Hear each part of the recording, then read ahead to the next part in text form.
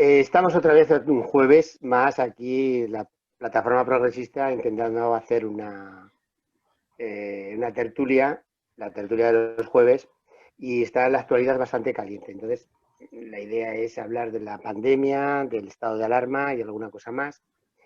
Tenemos los contertulios habituales, ¿no? José Luis, está Julián ahí, que le estamos viendo.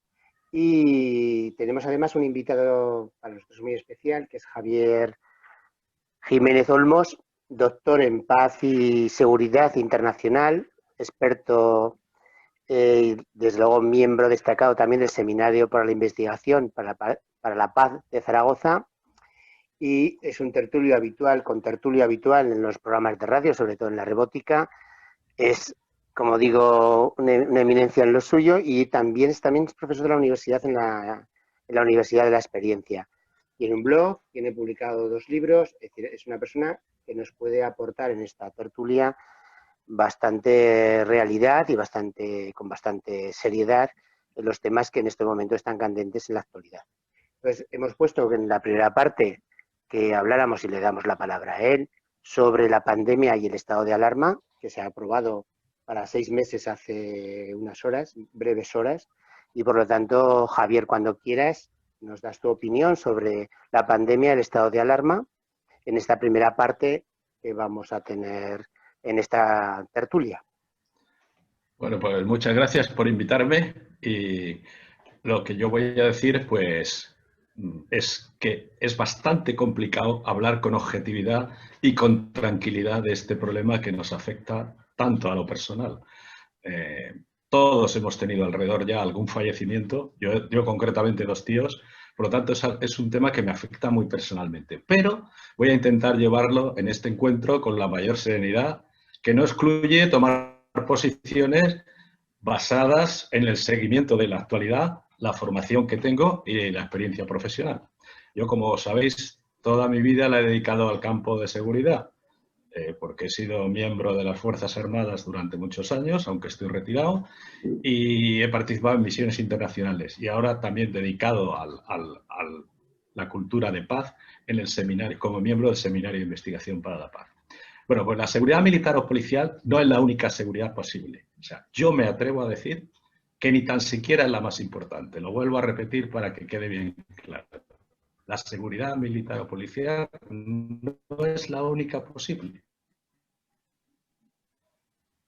Para mí, ni siquiera es la más importante, y mucho menos ahora. Para mí, por encima de cualquier otra seguridad, está la seguridad humana. ¿Y qué es la seguridad y las banderas? La que se centra en el ser humano. Repito, seguridad humana, porque intento siempre ser muy didáctico. La que se centra en las personas, no en las patrias ni en las banderas, en las personas. La seguridad humana es la que se preocupa de que las personas vivan con dignidad y la libertad que merecen. Lo que implican para esa libertad, no que se vayan al bar, ni que vayan con la banderita, no. Lo que implican es que estén bien alimentados, bien educados y con un sistema de salud pública que llegue hasta los más necesitados. Ese es mi concepto de la seguridad. Sí, la seguridad sanitaria es fundamental. Sin salud no hay nada que pueda seguir adelante. Por tanto, para mí la democracia empieza por esa libertad que nos proporciona la justicia social, la paz positiva. La paz positiva es aquella paz donde hay justicia social. No solamente paz, sino paz con justicia social. O que me hago siempre la pregunta, ¿es que puede haber democracia cuando hay miseria, pobreza y desigualdad? ¿Qué democracia es esa? Entonces, centrando en el tema que hoy nos mueve, me gustaría hacer unas consideraciones. Primera, esto es una pandemia global que no ha encontrado soluciones globales. Los líderes mundiales no se han puesto de acuerdo. Los líderes mundiales, algunos son negacionistas, otros son simplemente ignorantes, otros son populistas. Y esto ha contribuido a que la pandemia haya tomado ventaja. El virus va por delante. Luego podemos hablar, si queréis, de lo internacional. Por lo que respecta a España, me queda la duda, y lo digo claramente, y que no se me malinterprete, si el sistema autonómico vigente es el adecuado para resolver este tipo de crisis. ¿Me explico? Hoy se declara una alarma en el Congreso, que ya con algunas reticencias, pero ya llegamos a que cada presidente de comunidad autónoma la interpreta como quiera. Y no se podemos encontrar presidentes como la señora Ayuso, que va por su cuenta, por libre. Antes teníamos a los independentistas también, no nos olvidemos, que también va por su cuenta. Porque el discurso de los independentistas muchas veces es muy social. Por ejemplo, Esquerra Republicana hace un discurso social, razonable, cuando trata de asuntos sociales. Pero cuando pasa al tema emotivo del nacionalismo ya se le va la olla, a mi juicio. Entonces, bueno, pues el sistema autonómico vigente hay que pensar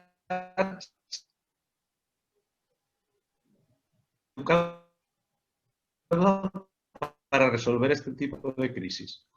Yo creo que el sistema neoliberal impone esta pasada del neoliberalismo más radical. Yo tengo en mi blog, que habéis citado, un artículo muy pensado que se titula "O se es nacionalista o se es de izquierdas, y si no, que me lo explique".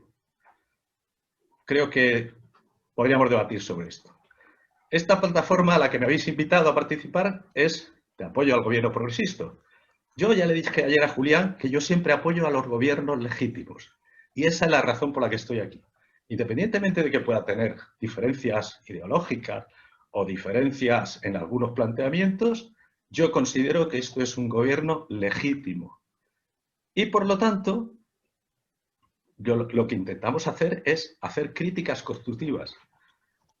Y cuando se piense que se ha cometido errores, criticarlos y decirles, pues no estoy de acuerdo con esto. Yo no acepto el desprestigio de un gobierno cuando se le acusa de no ser democrático. Creo que es lo más injusto. Oigo con retorno ahora, ¿no? Sí, se está oyendo un poco. Sí, creo que José Luis está haciendo algún... Creo que lo más injusto... Vale.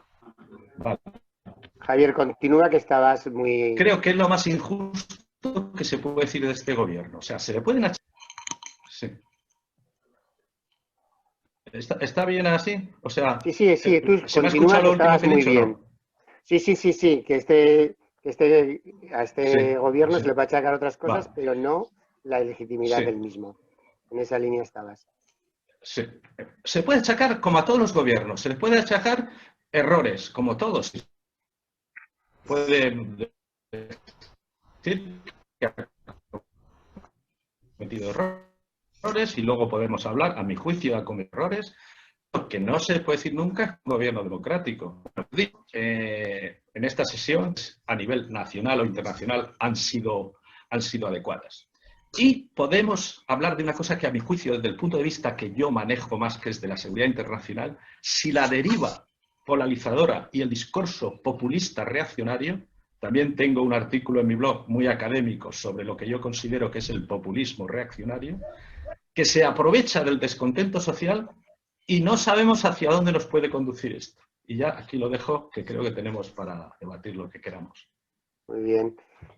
José Luis, Julián, tenéis la palabra si queréis comentar, reafirmar. Venga, Julián. José Luis, ¿qué estás deseando, José Luis? Bendecido. Julián, yo no sé si... Dudo que José Luis... Sí, José Luis. Sí. Lo que no sé es cómo se me oirá, porque yo tengo el internet, lo tengo muy estos bien, días muy totalmente... Bien. Ahora muy bien. Pues ahora se oye muy bien. Aprovechemos, pues. Bueno, yo estoy de acuerdo con lo que dice Javier, de que evidentemente desde el punto de vista de es un gobierno legítimo, en el que se puede estar de acuerdo o en desacuerdo con sus decisiones, que unas veces acierta y otras veces falla, como todos los humanitos. Pero bueno, yo eso le veo que es totalmente un abuso de la palabra el cuestionarlo totalmente, pero bueno, dejémoslo ahí porque entra dentro del hecho de que en este país llevamos ya bastantes años en que es más fundamental el pensar en que si me va a dar votos o no me va a dar votos determinadas decisiones que el pensar en cuál es el bien común. Es decir, que un partido haya ido a Europa a intentar que no lleguen los fondos europeos es algo que a mi parecer es demencial y que no tiene que ver con con ninguna forma de entender la política, salvo la barriobajera, que parece ser que es la que impera. Pero a mí me preocupa también otra cosa, y es que se nos lleva el discurso de que esto es un tema político. Y yo os planteo, ¿hasta qué punto este rebrote que hemos tenido de la pandemia no es debido no al tema de los políticos, no al tema como se haya gestionado, sino sencillamente a que la sociedad, una parte por lo menos de la sociedad, determinadas franjas de la sociedad, ha decidido hacer caso omiso de cualquier medida de prudencia que dictasen las autoridades sanitarias? Podréis decirme que a esto ha colaborado el ruido mediático y el ruido político, estoy de acuerdo. Pero eso no quita que la responsabilidad es de las personas que estamos haciendo mal el tema de no tomarnos en serio las medidas que se nos están dando. Y de hecho, buena prueba de ello es que es curioso, y hoy mismo lo decía el Simón en su comparecencia, la bajada de edad de los casos que se está dando respecto al momento álgido de la primavera. Es decir, la gente mayor, por lo que nos va y nos viene, en general nos estamos cuidando bastante. El tema de las residencias de la tercera edad está siendo bastante más controlado, bueno, está siendo algo controlado, cosa que no fue controlado durante la primavera. Entonces eso se está notando. Pero lo más importante es que en las UCIs hay mucha gente joven. Probablemente en las UCIs en estos momentos la edad media estará entre los 30 y los 40 años, según informan la gente sanitaria que trabaja con ellos. Esto es muy preocupante y esto es muy grave. Y mientras pensemos y echemos la culpa a los políticos o al gobierno, etcétera, etcétera, y dejemos de lado la responsabilidad social y grupal que tenemos, pues la verdad es que creo que no saldremos de esta. ¿Qué opináis? Bueno, pues yo, vamos a ver, amplias coincidencias con cuestiones que estáis diciendo los dos y alguna discrepancia también con lo que estáis planteando ambos, ¿no?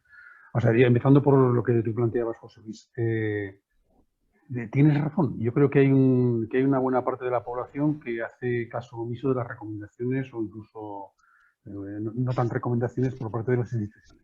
Pero sí que me parece que hay una responsabilidad muy seria por parte de instituciones, partidos políticos, autonomías, ayuntamientos, el propio gobierno, la oposición, el Parlamento, que inciden mucho en lo que la gente está haciendo. Yo creo que no podemos exculpar a las instituciones y a los políticos de lo que está pasando, aunque yo creo que hay que matizar y no todo el mundo tiene la misma responsabilidad. Vamos a ver, en España, desde que tenemos, desde la Constitución y las sucesivas votaciones que ha habido, tenemos el país pues muy dividido. O sea, tenemos un país que está el 50% en un bloque de derechas y el 50% en un bloque de izquierdas, que va a haber un 10% que va oscilando de un lado para otro, y que es el que permite en un momento determinado dar mayorías o minorías, además con el juego de los nacionalistas. ¿Qué quiere decir esto?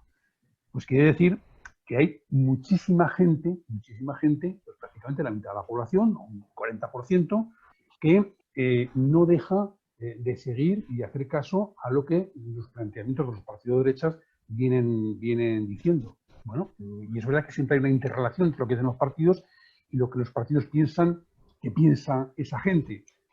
Pero ahí está. ¿Cuál es la actitud que tienen en estos momentos los partidos de la derecha, los partidos de la oposición de derechas? Pues es una actitud absolutamente irresponsable, ya la habéis estado comentando. Tan irresponsable que parece que les importa tres pepinos absolutamente todo con tal de buscar espacios de poder para acabar gobernando. Su idea es desgastar a la coalición de gobierno por encima de cualquier tipo de consideraciones, y esto también va calando en la gente que lo sigue. Hombre, podríamos decir, dicen tantas barbaridades, tantas tontadas, están tan fuera de lo que es el sentido común, y el sentido común que la propia derecha europea está haciendo, que podría haber gente que se descolgara, pero es que no hay gente que se descuelgue, o sea, es que hay gente que les sigue, ¿no?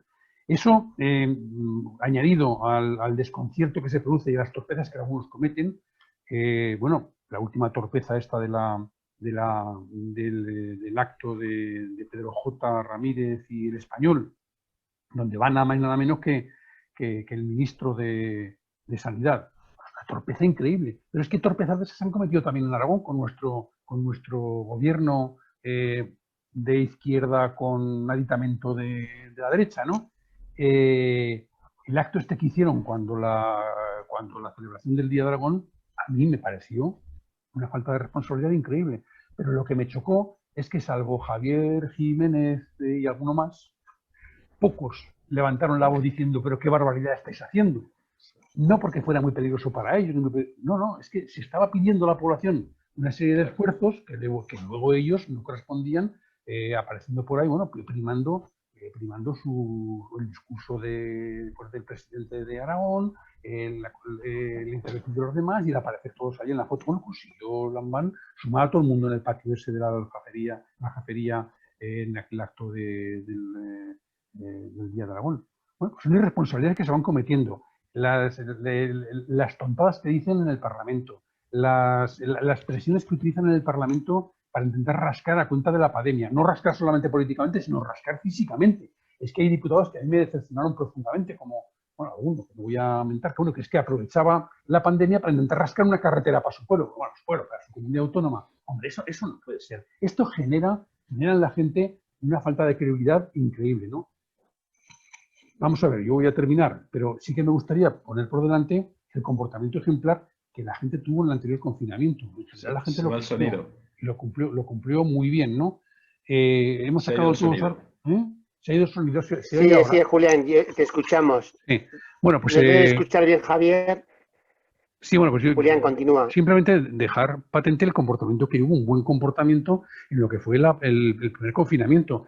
Y luego lo que ha habido ha sido muchas irresponsabilidades. Es verdad que hay mucha gente irresponsable, es verdad todo eso que decís, pero es verdad que en gran medida eso está siendo avalado y azuzado por la situación política que estamos viviendo, ¿no? Por tanto, un poco por centrar este tipo de cuestiones. Bueno, Javier también plantea alguna cuestión, como lo que es el sistema de gestión múltiple para las autonomías. Yo creo que también es un tema muy discutible y muy interesante, ¿no? Javier lo plantea de una forma muy racional y muy radical, además, porque es un elemento interesante también de debate. Y bueno, me callo porque me enrollo mucho, sí. Muy bien. ¿Queréis hablar algo más? ¿Puedo dar mi pequeña opinión? A ti. No, vamos a ver. La pandemia creo que ha descolocado a todo el mundo y todo el mundo, nadie es consciente de forma radical en que la pandemia nos puede destruir. Nos puede destruir muchísimas cosas. Nadie. Yo creo que nadie es nadie. Decía Javier, internacionalmente hay distintos líderes que no se ponen de acuerdo y era importante que se pusieran de acuerdo. Porque medidas es una pandemia global y la pandemia no entiende de nada político, ni de fronteras, ni de autonomías, ni de color de raza, ni de nada. No entiende de nada. Sorprendentemente África se está salvando, posiblemente porque tenga unas condiciones de gente muy joven y que viven más en la calle, ¿no? Y se ha cebado más con la gente del primer mundo, ¿no? La pandemia no entiende de nada. Y es verdad que no le hacemos nada de caso a los doctores. Nada es nada. Porque han sufrido muchísima tensión, están estresados y los vamos a someter por segunda vez y no dentro de mucho, por tercera vez, a una presión que no van a poder soportar. Van a tener que dejar, quieras o no, elegir a quién va a fallecer y quién no. Es increíble, pero luego el virus nos gana la batalla, ¿no? En términos guerreros. Y es verdad que los sistemas políticos, lo miremos como lo miremos, no están preparados para atender la lucha contra el virus, salvo que haya una vacuna. Si no, nadie es consciente realmente, de forma radical, de cómo se puede combatir esta pandemia. Podéis continuar, que vosotros sois los contertulios. No, tú eres contertulio también. Lo que pasa es que Sí, también, pero vamos, que hoy quería hablar menos. Y Javier está invitado. Javier, anda, danos una visión más global o lo que entiendas que quieras explicarnos. No, yo lo que quiero decir es que a mí me preocupa muchísimo. ¿Me escucháis bien? Sí, muy bien. ¿Me escucháis bien o no? Sí. Vale. A mí lo que me preocupa, porque es mi campo de experiencia y en el que puedo aportar algo, es que como consecuencia de que no se está oyendo a los científicos, yo a todos los científicos que oigo, escucho estos días, todos dicen que ahora mismo tendríamos que ir a un confinamiento. Yo sé que es duro, pero es que si queremos salvarnos y salvar la economía, tenemos que ir a un confinamiento. Dicho esto, pues es el populismo, y sobre todo el populismo reaccionario, pues entre los que, no me importa decirlo, no solamente califico a Vox, sino la señora Ayuso está en ese populismo reaccionario también. A mí me sabe muy mal tener que dar nombres y apellidos, y no es animadversión contra ningún partido, porque pienso que, por ejemplo, el presidente de la Comunidad de Murcia, que es del PP, de donde yo soy, bueno, pues el hombre está actuando razonablemente. El de Castilla la Nueva, la Vieja, a León, también está actuando racionalmente. El de Andalucía, que también es del PP, o sea, que no se trata ninguna animadversión contra nadie. Se trata de que hay una señora que es un obstáculo para que esta pandemia se pueda combatir de una manera. Y yo siento decirlo, pero es así como lo pienso. Pero dicho esto, a mí lo que más me preocupa es que, como consecuencia de la crisis social, de la crisis sanitaria y la crisis social que tenemos, ese populismo reaccionario está alimentando la polarización. Y esa polarización conduce siempre a conflictos, porque es que cuando oímos sus discursos ofrecen soluciones fáciles, implorando siempre a los sentimientos, pero no a los sentimientos del corazón, sino a los de las tripas, que es peor. Entonces, a mí, desde el punto de vista de la seguridad, me preocupa muchísimo eso, la derivada que a que nos puede llevar esto, tanto a nivel nacional como a nivel internacional. Es un poco, no sé lo que podéis pensar al respecto. Y máxime, si me dejáis viendo un poco, Sí. ahora vamos a tener la elección de Trump, ¿no? Trump, personaje, bueno, pues muy peculiar, por decirlo de alguna manera. Pero si vemos los gastos militares que está teniendo Estados Unidos en los últimos años, el incremento en China y en Rusia, las tres potencias más grandes y dos de ellas con un armamento nuclear para destruirnos a todos. Esa polarización que está causando este virus, porque ya, está incrementando esa guerra fría que ya existía entre esas tres potencias, lo cual, desde el punto de vista que yo lo veo, es muy peligroso. Y ya a nivel nacional está ocurriendo lo mismo con la aparición de un partido de ultraderecha. Ellos no se califican de ultraderecha, pero los que hemos estudiado ciencia política y tenemos algún doctorado, de los de verdad, pues vemos que es lo más próximo al neofascismo, ¿no? Bueno, pues muy peligroso, porque volvamos a la historia y veamos lo que ha ocurrido en Europa en los periodos entre guerras. El descontento lo aprovecharon estos populistas reaccionarios en forma de fascismo, nazismo. El problema es que el Partido Popular lo podemos ver perfectamente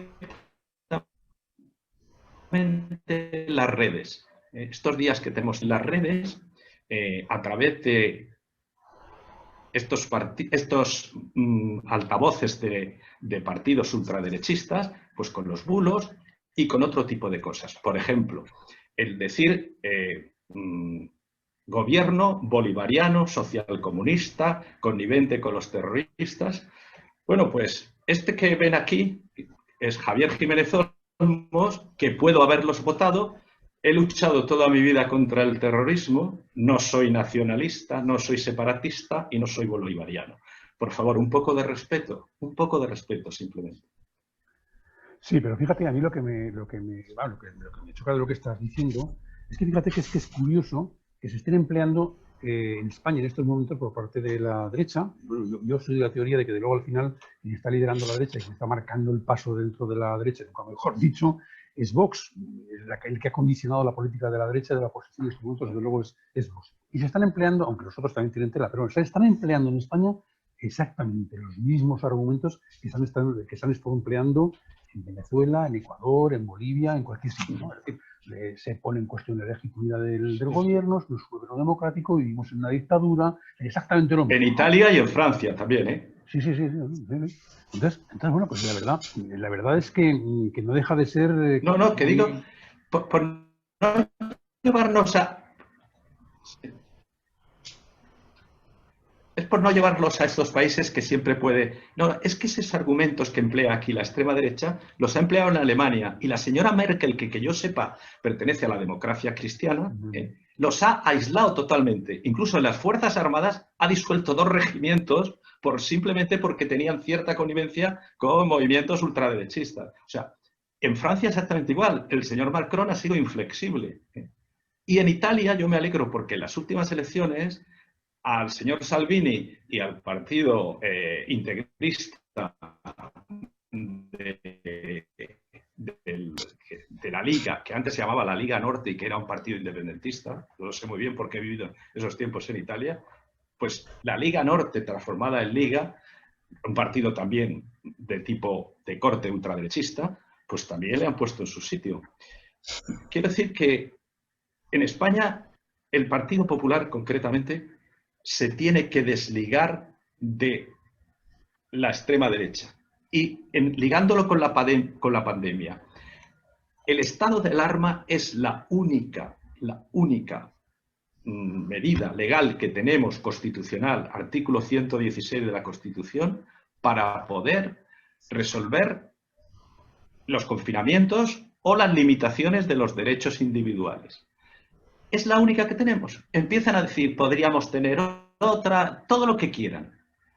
Pero el estado de alarma es precisamente cuando hay una emergencia de este tipo. ¿Para qué queremos otra ley? Si ya tenemos una ley que nos regula los estados de alarma, de excepción y de sitio. Por favor, no hagamos demagogia. Y por eso no entiendo, que puede ser criticable, de que el presidente del gobierno hoy se haya usado la Cámara, ser criticable de que no se vaya a rendir cuentas cada 15 días o cada... Bueno, todo eso es discutible. Pero discutir que más eficaz que tenemos...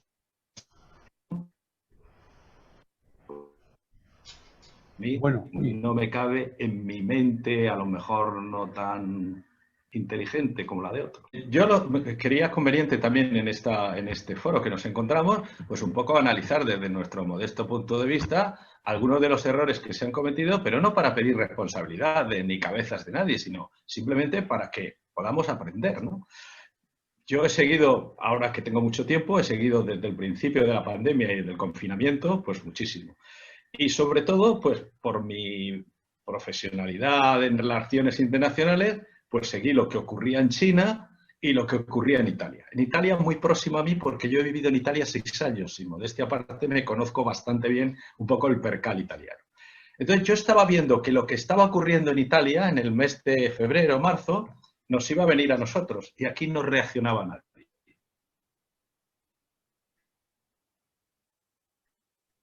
Luego mi primera crítica. Y no sé las razones, habría que analizar por qué. Todo tarde porque estamos viendo en un país como Italia, con el que teníamos muchas relaciones, ahora se está demostrando los científicos que esos partidos de fútbol que iban, venían, todo eso nos llevó la pandemia, no se hacía nada. Por lo tanto, aquí fue el primer error. Después, el confinamiento y todo esto, pues no estuvo mal y se demostró que era la única manera eficaz de sacarlo adelante. Pero vino la desescalada y a mi juicio el presidente del gobierno cometió un gran error. Los símbolos fueron importantes. Y hablar de nueva normalidad. Nunca tenía que haber pronunciado esa palabra, a mi juicio. Nueva, porque no hay normalidad. No tenemos una normalidad. Eso hizo en que la conciencia de mucha gente se pensara que ya habíamos superado, que habíamos ganado, como Bush cuando llegó al portaaviones y dijo, ya hemos derrotado a Irak, mira lo que le pasó durante 10 años. A mi juicio, ese error, sumado a toda la propaganda de la oposición, ha contribuido a que la gente se relaje en demasiado. Y hemos tenido esta ola, o como se quiera llamar, con una reacción, a mi juicio, otra vez tardía, por parte de las autonomías y por parte del gobierno de España. Yo nunca digo gobierno central, digo gobierno de España. Porque eso del gobierno central, también podrían decir los de Huesca, que aquí tenemos un gobierno central. Que lo dice. Los de Teruel, o sea, pues por eso. Que lo dicen. Es que de todo esto es gobierno de España. A mi juicio, ha vuelto a actuar tarde. Y yo se lo critico no por el exceso, no, por defecto, porque no han tomado las decisiones. O sea, un gobernante, a Sánchez, tenía que ser en un momento determinado, si no se ganan las próximas elecciones, no se ganan. Hay que ganar la guerra. Y esto es una guerra, donde nos bombardea unos aviones que llegan con unos bichitos que no vemos. No se destruyen las casas, no se oyen bombas, pero hay que ganarlo. Y entonces hay que tomar decisiones valientes. Y la decisión valiente que el señor Sánchez y el gobierno, al que vosotros y yo también apoyo, tenía que haber dicho un estado de alarma para toda España, como ha hecho ahora el señor Macron y como la señora Merkel. Y el que quiera que se desmarque, ya sé que es muy complicado porque contamos con la oposición del PP y no nos olvidemos, los nacionalistas, que van a la suya, van a la suya. Y entonces el gobierno está atrapado de alguna manera, pero hay que ser valiente.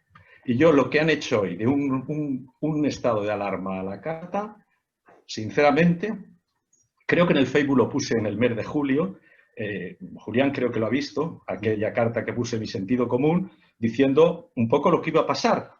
Y por desgracia ha pasado. Pues ahora aquí esto que queda grabado, diré que esto nos va a conducir de nuevo a el caos que estamos teniendo. Sí. Y ojalá me arrepienta, ojalá dentro de unos meses diga, mira, oye, qué exagerado te pasaste. Bueno, pues ojalá, me alegraré, porque me afectará a mí. Pero pienso que por el camino que vamos, mal. Y a la prueba me remito. Viene la señora Ayuso y dice, no, yo, en vez de 15 días, el día que quiera. Y ahora vendrá otro por criticar también. Aquí el señor Lambán, por ejemplo, con todo lo que teníamos encima, no se sumó a pedir el estado de alarma. No se sumaron a pedir el estado de alarma las autonomías del PP y la del señor Lambán. No pidió el estado de alarma. ¿Y por qué? Creo que tenía una doble obligación desde el punto de vista sanitario, porque teníamos una de las peores situaciones de España, y desde el punto de vista de solidaridad con un gobierno que es de su color, para apoyarle, también tenía que haberlo hecho. Como veis, estoy siendo bastante crítico con todos, pero no de una manera, porque esto lo he puesto también en las redes. Pienso que hay que aprender de todo. Que en mi opinión de Lambán es que tuvo compromisos económicos, sobre todo con yo sí que les llamo República a los camareros, porque al final la presión de la hostelería, del turismo y esto es muy importante. Sí. Y esto, unos días antes de que saliera la posibilidad de pedir el estado de alarma, hubo compromisos del vicepresidente del gobierno de Aragón, con el presidente del gobierno de Aragón, con los representantes que tenía hostelería. Esto es un problema. Yo, de todas maneras, cuando analizas de forma global lo que ocurrió, es criticable. Pero yo, como persona también, en los primeros momentos nunca creí que esto iba a ser así. El gobierno era muy débil y muy reciente cuando apareció la pandemia. Muy débil y muy reciente, queriendo hacer políticas de izquierdas, que eso, desde luego, la ministra de Trabajo ha tenido un papel fundamental en la protección del empleo. Ya veremos luego cómo acaba. Pero es verdad que nunca se le ha hecho caso ni se les va a hacer caso, porque cuesta mucho hacerle a los sanitarios y especialmente a la gente de la ciencia caso, porque los políticos tienen mayores compromisos que eso. Y ha habido y hemos tenido escenarios muy curiosos, ¿no? La gente del barrio Salamanca manifestándose en los primeros días. Yo creo que son los primeros que se manifiestan contra la situación del estado de alarma y de confinamiento. Es muy curioso. Y en la primera parte que has hablado, Javier, a mí sí que me ha gustado, y claro, es algo que hemos echado de menos todos, que hubiera una política seria, europea o mundial con respecto a esto. Pero claro, hemos tenido a los brasileños, a Trump, a no sé quién. Es decir, es que no ayuda a nadie a que la pandemia se combata de forma global, seria Y como has dicho hace un momento, ¿no? El confinamiento es la mejor manera de bajar el volumen de actividad del virus, pero no lo soluciona. Y eso lo ha dicho José Luis, yo lo comparto siempre, que la responsabilidad individual es muy importante. Tiene que haber políticas serias y valientes, desde luego, y tiene que haber una responsabilidad individual. Porque si no, colapsaremos la sanidad, y la sanidad va a tener no solo lo que ocurrirá con el virus, sino aquellas enfermedades que no son atendidas ahora porque la sanidad no puede. La situación es muy grave, y es muy grave, y hay que hacer que la máquina del dinero funcione para seguir en una recuperación que cuando sea. Y yo lo que tengo muy claro ahora, y esto yo digo que en febrero, cuando los partidos de fútbol y tal, yo creía que esto era un resfriado más, otra pandemia de estas leves que las ves desde un balcón o desde el estrado, y ahora tengo muy claro que vamos para 2 años, que esto va a durar 2 años, hasta que la gente tenga una vacuna seria y llegue a una población suficientemente grande como para que la pandemia deje de ser una enfermedad que lesione a la humanidad, ¿no? Y va para largo, y esto es verdad, va para largo, y esto hay que empezar a pensarlo. Es que creo que ha habido, yo creo que uno de los problemas de fondo ha sido el tema de la economía y el cómo muchas empresas han entendido que la situación que se está viviendo de confinamiento y de bajada, por tanto, de la demanda, del trabajo, la necesidad de reducir el ritmo de lo que es el sistema productivo, la demanda, por tanto, de materias primas, todo esto, se ha asustado mucho, y la verdad es que sí que es un problema, ¿no? Desde el punto de vista racional, yo creo que hay una tensión, ¿no? Hay una tensión que es verdad, que yo creo que es cierta, ¿no? Es dónde está el equilibrio entre me estoy oyendo, el que José Luis tiene por ahí. José Luis estará intentando entrar. Está ahí adentro, lo que pasa que yo creo que por duplicado lo tenemos por el móvil y por el ordenador. Sí. Yo creo que hay la búsqueda de un equilibrio entre lo que es la economía efectivamente y la salud. Teniendo en cuenta que además es cierto que un destrozo de la economía a determinados niveles va a tener una incidencia directa también en la salud. Es decir, un aumento de la pobreza, si no hay un papel redistribuidor por parte del Estado, pues lo que hace es que hay mucha gente que acabe muriendo de enfermedades, que las expectativas de vida bajen, que la mortalidad infantil se incremente, y por lo tanto las bajas por la pobreza pueden en un momento determinado superar incluso las bajas por el COVID. Entonces, hay un punto, como en muchas cosas de la vida, tiene que haber un punto de equilibrio en el ver cómo se ve todo esto, ¿no? Claro, pero la búsqueda de ese punto de equilibrio requiere también, o está haciendo que haya muchas tensiones, y efectivamente muchas empresas que pasan olímpicamente de lo que es y muchos intereses económicos que pasan olímpicamente de lo que es el tema de la salud, van al beneficio inmediato, por tanto no tienen en cuenta para nada lo que puede pasar, ¿no? Y hay gente pues que plantea que la salud está por encima de todo, y es verdad, pero sin tener en cuenta ese factor de que la salud también puede verse muy afectada con un aumento de la pobreza derivada de una situación de crisis económica profunda. Por lo tanto, bueno, ahí este es uno de los elementos que también hay que tener, yo creo que tienen en cuenta los gobernantes. ¿Cómo no se nos va esto al carajo y cómo hacemos que la economía vaya tirando más o menos y podamos tener recursos para salir de esta? Y cómo además lo que hacemos es pues, cuidar la salud. A mí me da la impresión de que hay gente que de una manera muy responsable, los que piensan solamente en la economía sobre todo, que están trabajando para lo que es la inmunidad de manada, ¿no? Y decir, bueno, pues oye, pues que es el planteamiento de Estados Unidos y por lo menos de los dirigentes de Estados Unidos y de los de Brasil, ¿no? Yo creo que dicen, bueno, oye, que vaya evolucionando, si al final esto supone que hay una mortalidad del 1%, el 2%, el 3%, el que sea, de la gente que se contamine, bueno, pues paguemos ese precio hasta que estemos todos inmunizados. Eso es una auténtica barbaridad que no se atreven a verbalizar de esta forma, porque es una barbaridad que yo creo que está en la mente de alguno que otro, ¿no? Y el gobierno sí que ha cometido errores. Yo que no suelo ser muy crítico con el gobierno, porque tampoco ha cometido errores, pero sin embargo sí que tiendo a entender las necesidades de gobierno en la perspectiva de lo que hay. Claro, sería muy sencillo decir, hombre, pues mira, pues que tiren adelante y que sea lo que tenga que ser. Que sea lo que tenga que ser. Y si el gobierno se va al carajo, pues se va al carajo, ¿no? Claro, bajo mi punto de vista el problema está en cuál es la alternativa de esa ida al carajo por parte del gobierno, ¿no? La alternativa que tenemos allí pone los pelos como escarpias, ¿no? Pone los pelos como escarpias. Ya, es que no hay alternativa.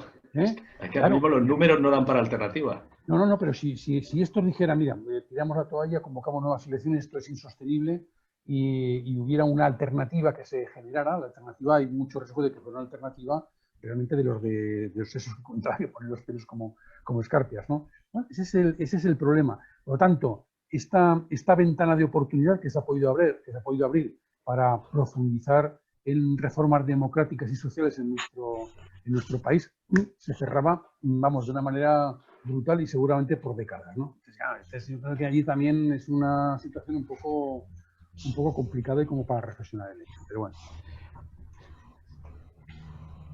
Muy bien. Bueno, yo sé lo que voy a decir ahora. Un poco, Javier. No, sí. Y yo sé lo que voy a decir ahora es impopular e incluso puede ser malinterpretado. Los que me conocéis, lo digo siempre, que lean mis libros, que pregunten a mis amigos de qué lado estoy. Yo siempre he defendido la democracia, siempre. Pero hay momentos en donde hay cosas más importantes que la democracia, a ver si me entendéis. Y es la vida humana. Yo, ahora mismo estamos aquí en nombre de la democracia, de esa democracia liberal. Yo puedo hacer lo que quiera. No, perdona un momento.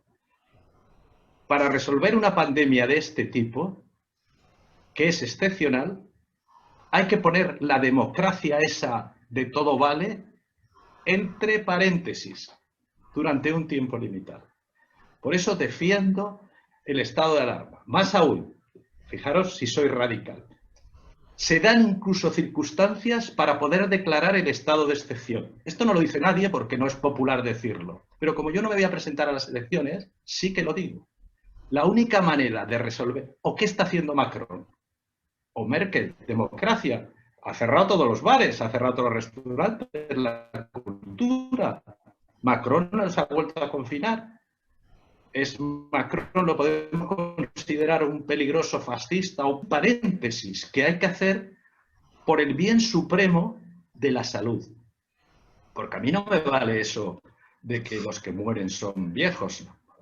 Es que ya desde el punto de vista económico, lo que nos está costando al contribuyente, que somos todos nosotros, todas las hospitalizaciones. A lo mejor, y ahora vuelvo a lo que hemos dicho anteriormente, que me poníais la excusa de que el señor Lambán, condicionado por la hostelería, pues a lo mejor hubiera sido mucho más rentable sacar un dinero para que durante un tiempo pagarle los salarios a los empleados y ese dinero igual nos cuesta menos que tener los hospitales llenos.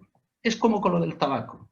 Yo, que fui de los que hice lo de la ley del tabaco, lo decía siempre. O sea, todo gente que deja de fumar es una plaza libre o más que dejamos en el hospital.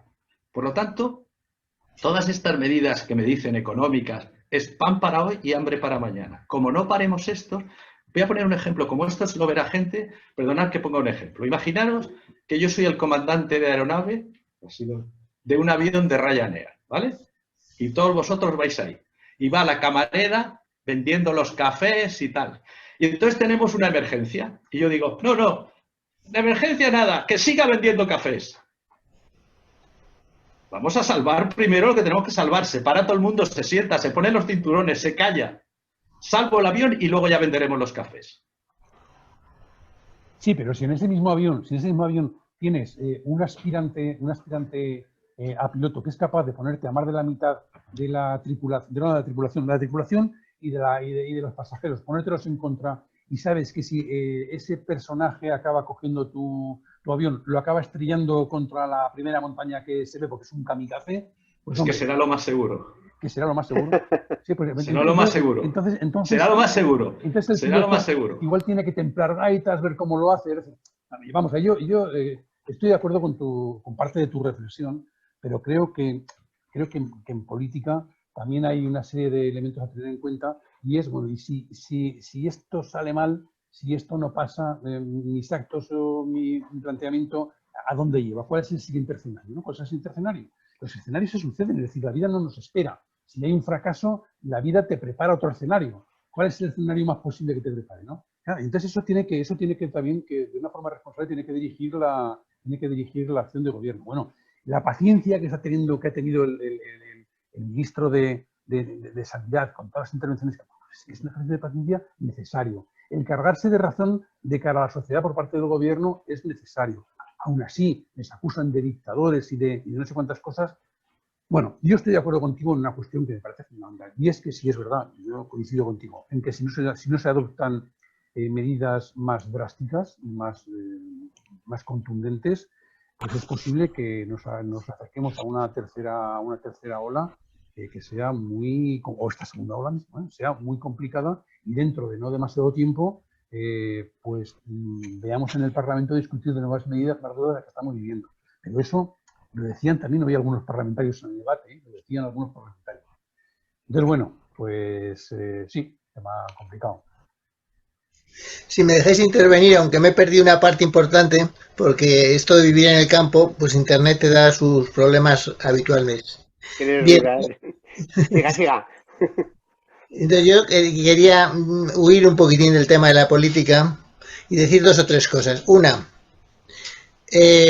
la coordinación entre las comunidades autónomas y el gobierno central ha estado funcionando, aunque no aparezca así en los discursos de los políticos, pero en las reuniones ha estado funcionando y han tomado las medidas prácticamente todas por unanimidad, incluidos los socios peligrosos de izquierdas y de independentistas, etcétera, etcétera, también se han sumado a esas medidas porque tenían su lógica. Después, eso se engañaba con un tema de un discurso que no tenía nada que ver con la realidad de lo que estaba sucediendo.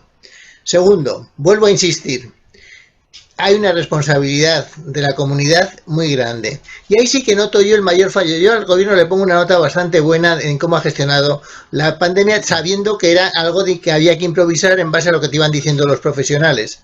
Pero que los profesionales no tenían ninguna seguridad, ni en estos momentos tampoco la tienen del todo.